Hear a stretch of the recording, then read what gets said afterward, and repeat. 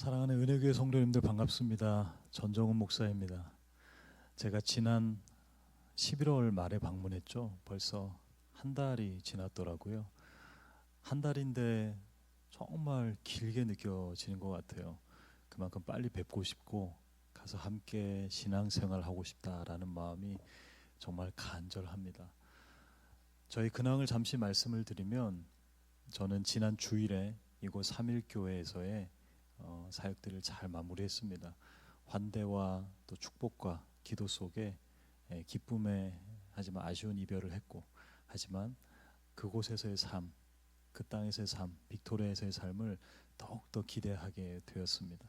여러분 기도해 주셔서 감사드리되 남은 한 달 동안 또 이곳에서의 남은 마지막 크고 작은 뒷정리들이 있는데 그것들이 잘 이루어질 수 있도록 계속해서 꼭 기도 부탁드립니다.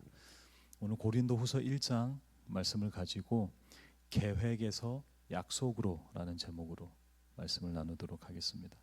여러분 새해가 밝았습니다. 2026년도입니다. 새해가 되면 뭐 신불신망론하고 항상 하는 행위가 있죠. 무엇입니까? 네, 뭐 여러 사람들마다 각각의 방법들이 있을 텐데 어떤 사람들은 다이어리를 사더라고요. 특별히 한국에서 다꾸 문화라고 있습니다. 다꾸 뭔지 아십니까? 바로 다이어리 꾸미기입니다. 다이어리를 굉장히 이쁘게 꾸미는 거예요. 스티커도 사고 또 그에 맞는 테이프도 있더라고요. 여러 가지로 아기자기하게 다이어리를 꾸미는 다꾸 문화가 있습니다. 또 뭐가 있을까요? 뭐 어떤 이들은 1억 모으기, 뭐 저축하기가 있을 수 있고요.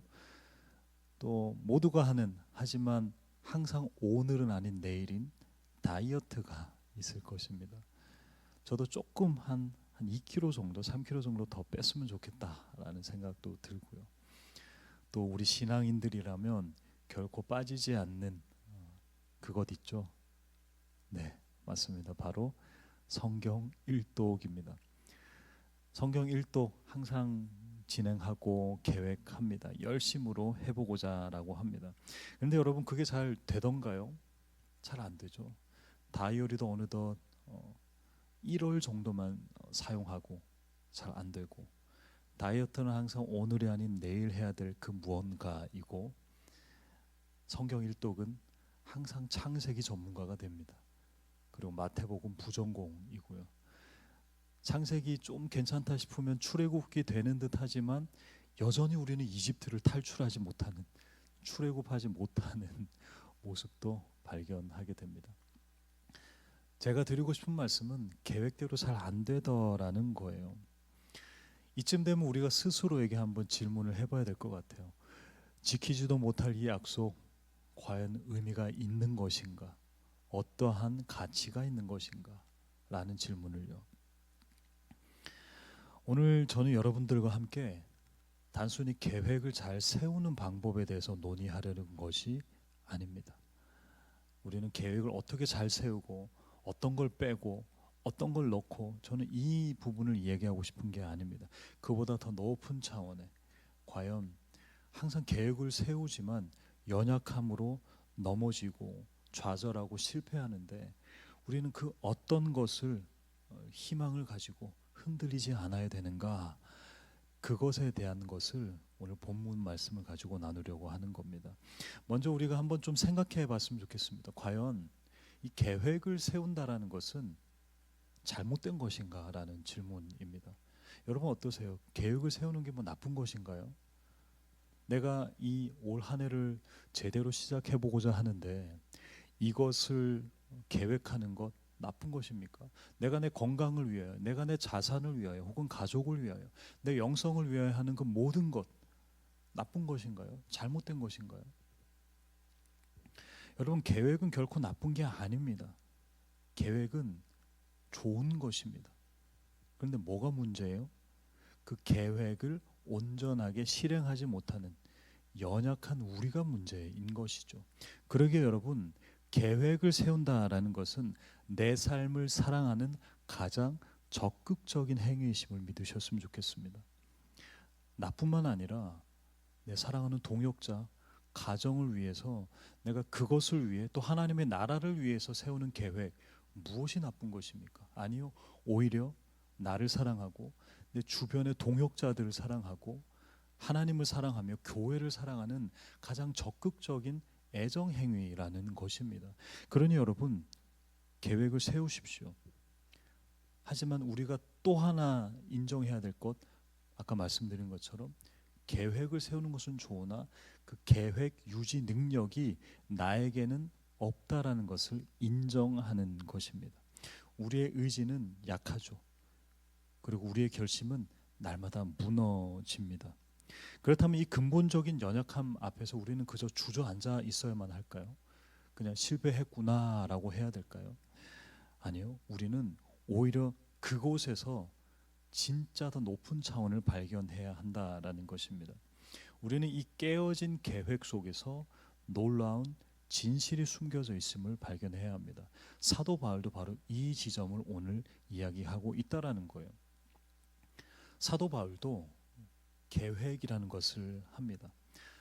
어떤 계획을 했는가? 바로 본문에서 바울이 고린도 교회를 2번 방문하겠다라고 계획을 세웠다라는 거죠.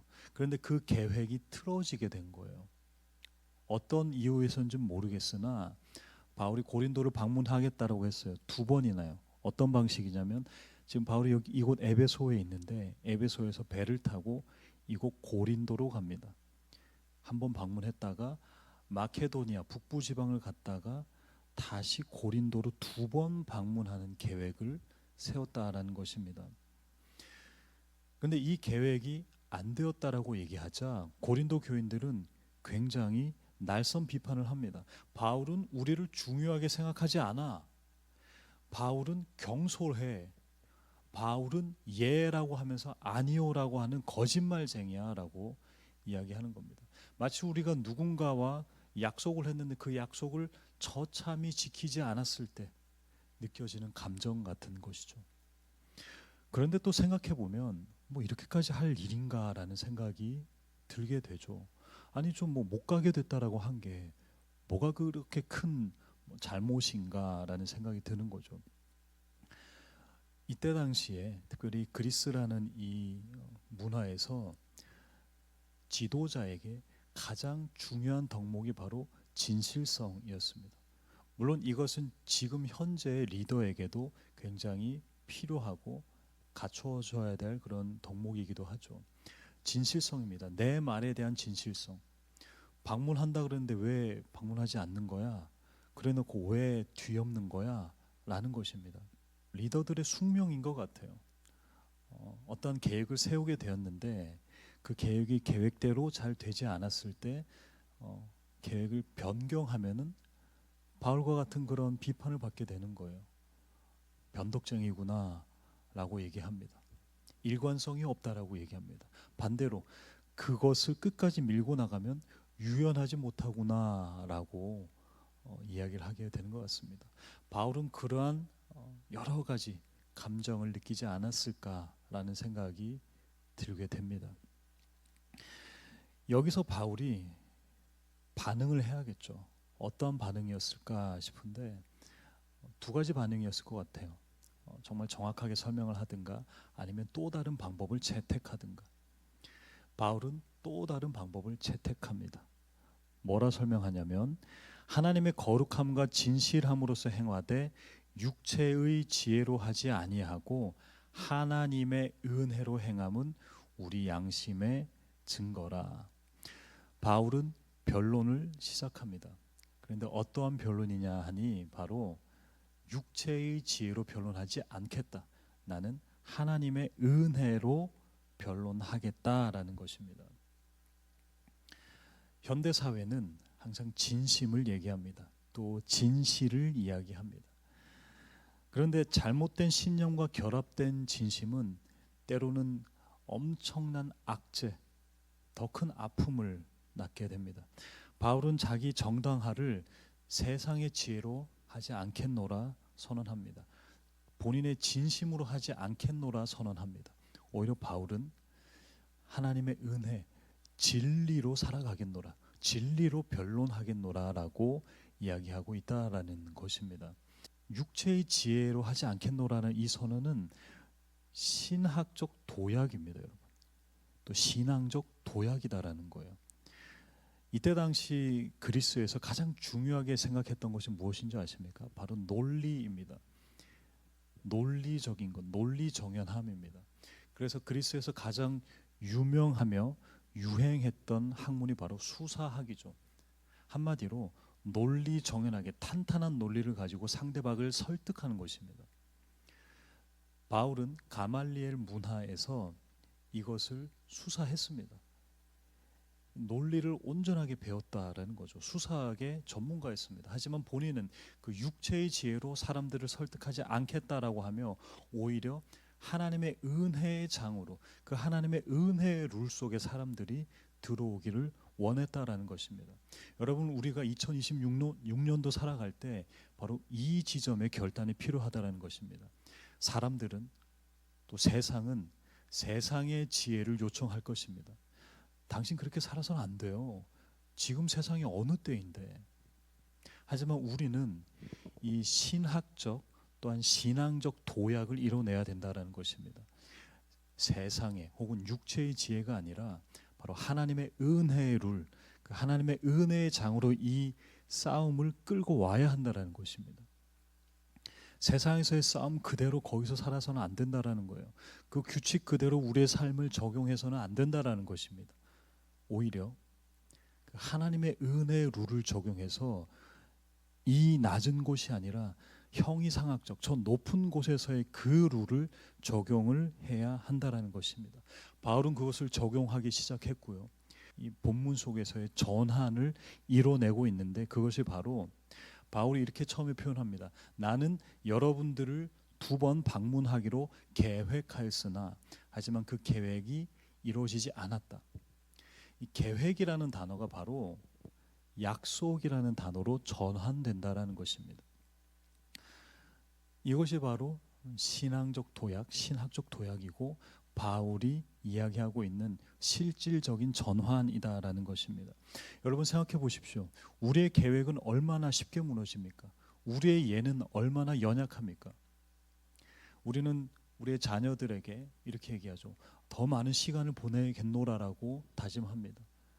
때로는 내 사랑하는 남편과 아내에게 혹은 내 남자친구 여자친구에게 내 친구들에게 동역자들에게 더 쏟아붓겠노라라고 하지만 결국엔 우리는 우리 중심적으로 살게 돼요. 나의 예는 항상 무너지게 되어 있다라는 것입니다. 연약하다라는 것입니다. 그런데 우리가 이 도약을 이뤄가야 하는 이유가 뭐냐면 바로 하나님께서는 우리의 연약한 계획보다 하나님 당신의 신실한 약속으로 우리를 끌고 가신다라는 것입니다. 주님께서 우리를 잡으시고 우리의 계획이 아닌 당신의 신실한 약속 안으로 그 은혜의 장으로 끌고 오신다라는 것입니다. 그것이 우리에게는 신앙적 도약이다라는 것입니다. 주님이 말씀하십니다. 내가 너를 버리지 않을 것이다. 내가 너를 떠나지 않을 것이다. 내가 너를 끝까지 용서하고 참아내며 사랑할 것이다 라고 합니다. 그러기에 여러분, 나의 계획보다 주님의 약속이 더 중요하다라는 것입니다. 우리의 예는 믿을 수 없습니다. 항상 무너집니다. 하지만 하나님의 약속은 신실하심을 믿으셨으면 좋겠습니다. 본문에서 이렇게 이야기합니다. 하나님의 아들 예수 그리스도는 예가 되셨으니 그에게 하나님의 모든 약속이 예가 되고 또한 아멘이 되어 하나님께 영광을 돌리게 되느니라. 하나님의 모든 약속이 바로 예수 그리스도 안에서 아멘이 되었다라는 것입니다. 주님께서 어떠한 예를 하셨는데요? 그 순종은 바로 십자가에서의 순종이죠. 사실 예수님도 그것을 원치 않으셨어요. 싫어하셨어요. 주님, 이 잔을 내게서 옮겨 주시옵소서 고백하셨습니다. 그럼에도 주님께서는 십자가에 무기력하게 죽으셨습니다. 주님은 바로 그 그 순종을 이루어내셨다라는 것입니다. 그 그리스도의 순종을 통해서 하나님의 신실한 계획이 바로 예가 된다라는 것입니다. 그러니 우리는 여러분 2026년도 우리가 신뢰해야 될 것은 바로 그 십자가의 죽으심, 그리스도 안에서 하나님께서 이뤄가시는 신실하신 약속이다라는 거예요. 계획보다 약속으로 살아가신 저와 여러분 다 되시기를 주님의 이름으로 축원드립니다. 주님이 줄기차게 얘기하십니다. 계속해서 말씀하십니다. 나는 너를 끝까지 지킬 거야. 그럼에도 우리는 여전히 의심이 생기죠. 이게 진짜 맞을까? 이게 진짜 맞는 거야? 내가 그 하나님의 약속 안으로 들어가는 게 맞는 것인가? 내 계획이 더 중요한 것 아닌가? 이 하나님의 위대한 예가 우리의 삶에 구체적으로 현실이 되어서 우리의 삶에서 작동하기 위해서 우리 안에 확신이 필요하겠죠. 오늘 본문에서 바울은 세 가지의 이 확증적 증거를 제시합니다. 첫 번째가 바로 기름 부으심입니다. 하나님께서 우리를 그리스도와 견고하게 연합되게 하셨다라는 의미입니다. 하나님께서 우리를 기름 부으십니다. 그래서 더 이상 정체성이 흔들리지 않고 하나님의 자녀로 살 수 있도록 주님께서 우리를 기름 부으셨다라고 확증하고 계십니다. 두 번째, 바로 인치심입니다. 도장 찍었다라는 것이죠. 고대 세계에서 이 도장 찍는 것은 두 가지 의미가 있었습니다. 첫 번째, 이것은 나의 소유이다, 혹은 이 사람은 나의 것이다라는 소유의 개념입니다. 두 번째, 바로 이것은 진짜다라는 개념이에요. 현대사회도 마찬가지죠. 우리가 왜 인감증명서처럼 이것은 진짜 내가 한 것이 맞습니다라는 의미이거든요. 인치심, 주님께서 도장을 꽝꽝꽝 찍으셨다라고 이야기를 하고 있습니다. 마지막으로 보증하셨다라고 표현하고 있는데요. 이 보증이라는 단어가 참 재밌는 게, 보증이라는 이 헬라어는 아라본입니다.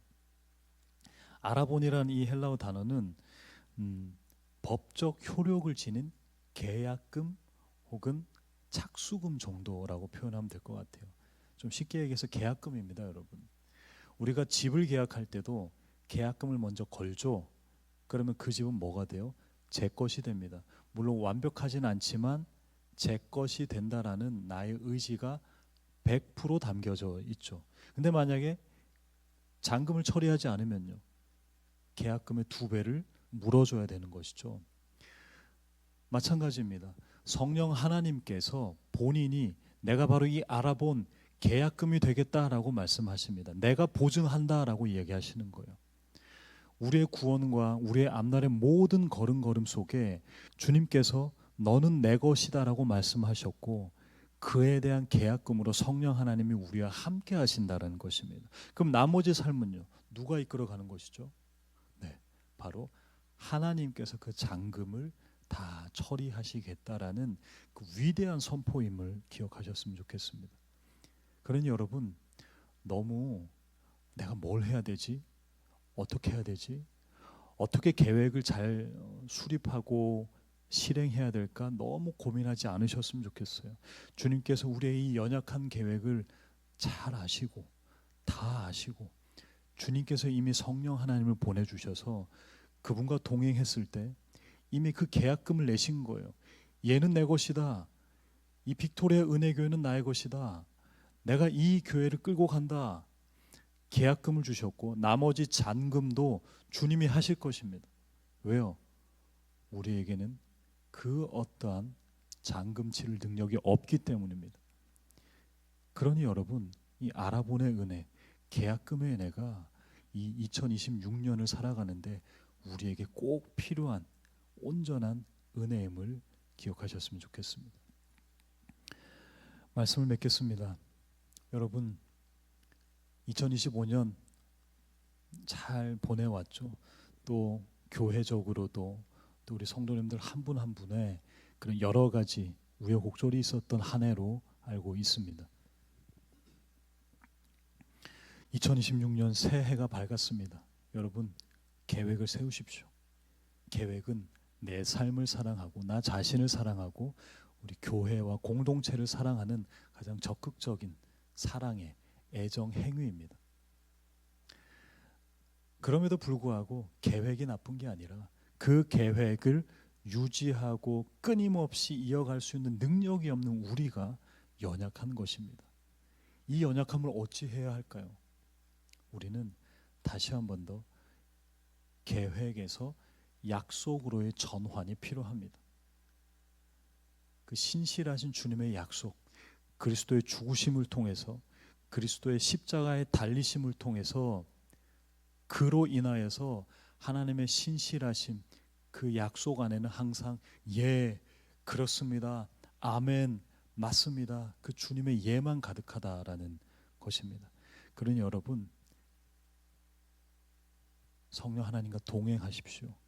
2026년 그 성령 하나님과 동행하여 계약금 되시며 보증하시며 도장 꽝꽝 찍으시며 기름 부어주시는 그 하나님의, 그 성령 하나님과 동행함으로써 그 나머지 우리의 삶의 모든 잠금도 주님이 치루어 주실 것입니다. 주님 믿습니다 고백하시며 그분과 진짜 동행 이뤄가시며 계획에서 약속으로 전환하시는 2026년 되시길 주님의 이름으로 축원드립니다.